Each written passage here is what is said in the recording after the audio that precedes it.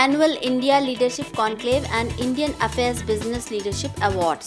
21 जून 2013 को मुंबई स्थित होटल लीला में 4th Annual India Leadership Conclave and Indian Affairs Business Leadership Awards का आयोजन किया गया।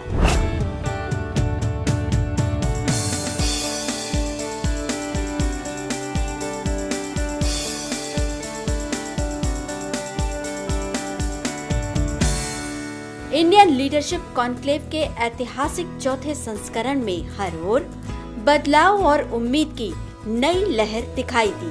पिछले एडिशंस की तरह ही इस वर्ष भी समारोह में विश्व स्तर पर इंडिया की नई पहचान, नए कीर्तिमान और नए योगदान जैसे विषयों पर डिस्कशंस हुए। I think to my mind what India needs today is a change of leadership. And that can only happen only when there is a change of mindset, there is a change of attitude, there is a change of entire notions of what they perceive about India. इस मौके पर modern India के image presenters और creative contributors भी सम्मिलित हुए, जिन्होंने India के future growth plan and development को ध्यान में रखते हुए अपने विचार व्यक्त किए।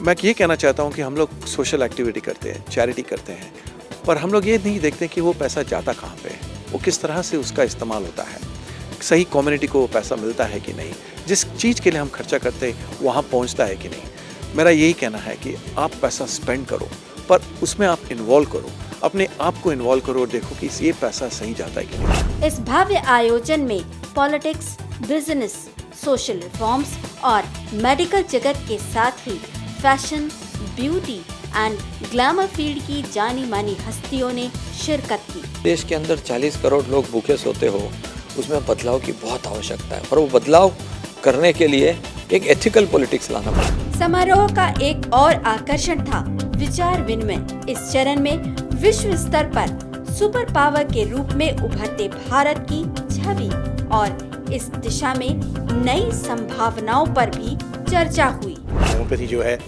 एक उभरती हुई साइंस है और ये जो है सबसे यंगेस्ट साइंस है, सिर्फ 200 साल पुरानी है और इसमें बहुत सारी इनोवेशंस हुई हैं।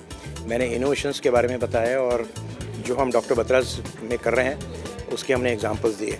लोगों ने अपनी आरोग्य सेवा, अपना आरोग्य खुद समझ के खुद सुधारना चाहिए। समस्या ऐसी है कि आज आरोग्य सेवा में खाली 14% लोगों को बीमारी होती है, 3% लोगों को सीरियस बीमारी होती है, मगर 100 लोगों ने जो कंट्रीब्यूट किया, तो कंट्रीब्यूट करने से पैसे आ सकते हैं जहां पर ऐसी संस्था खड़ी कर सकते हैं। इस अवसर पर हेल्थ केयर डिबेट का आयोजन भी किया गया, जिसमें विश्व स्तर पर मेडिकल टूरिज्म के क्षेत्र में इंडिया के कंट्रीब्यूशन और एक्सपेक्टेड रिफॉर्म्स के बारे में विचार विमर्श हुआ।